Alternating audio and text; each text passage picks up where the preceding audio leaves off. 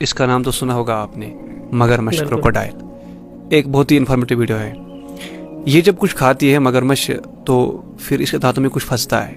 اب امیجن کیجیے کہ ہم جب کچھ کھاتے ہیں تو ہمارے دانتوں میں کچھ پھنستا ہے تو کیسا فیل ہوتا ہے.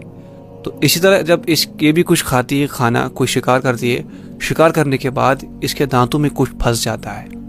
اب اس کو وہ باہر نکالنا ہوتا ہے. وہ کیسے باہر نکالے گی؟ ہاتھ تو نہیں ہے اس کے پاس. اب یہ کیا کرتی ہے؟ اب یہ پانی سے باہر نکلتی ہے، اور باہر جب نکلتی ہے مطلب کنارے پر کھڑا ہوتی ہے تو یہ اپنا منہ کھول کے رکھتی ہے.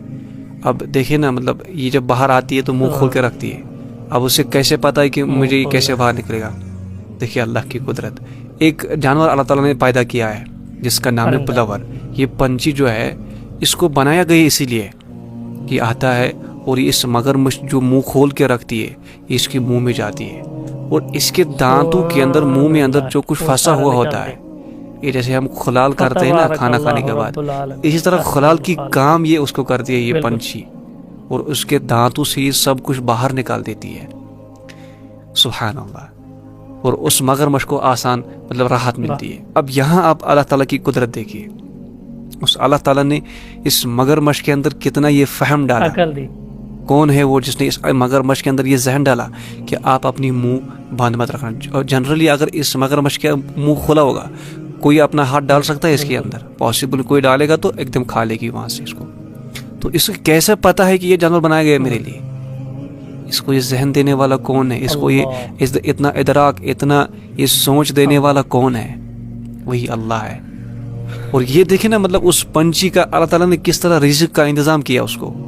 اس مگرمچھ کو بھی آسانی مل گئی، اس کے منہ سے بھی یہ سب کچھ باہر نکلا، اور اس پنچھی کے لیے بھی رزق کا بندوبست ہو گیا. اس کو رزق ہی ہوتا ہے اس کے دانتوں کے اندر. اس کو اللہ تعالیٰ نے رکھا ہی یہ رزق اسی کے پاس.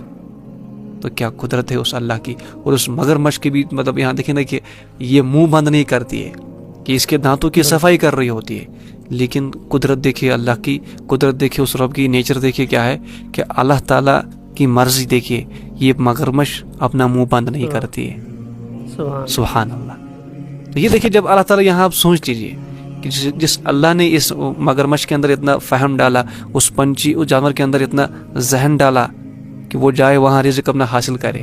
کوئی اور نہیں جاتا ہے، کوا نہیں جاتا ہے، کبوتر نہیں جاتا ہے، صرف یہی جاتا ہے، یہ پنچھی جاتی ہے، کوئی دوسرا جانور نہیں جاتا ہے. سبحان اللہ. تو یہ اللہ کی قدرت ہے. یہاں آپ کو یہ ماننا پڑے گا کہ کوئی تو ہے جو نظام ہستی چلا رہا ہے، وہی خدا ہے، وہی خدا ہے.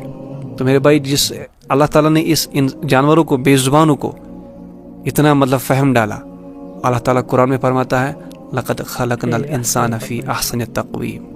میں نے سب سے بہترین مخلوق جو ہے نا انسان بنائی.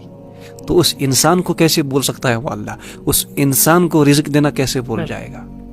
اپنے رب پر توکل کیجئے، اور رب آپ کے لیے بہت ایسے ایسے راستے نکال دیتا ہے نا کہ آپ کو وہم گمان بھی نہیں ہوتا ہے. آپ بس اس رب پر بھروسہ کریں، توکل کرے، یقین کرے.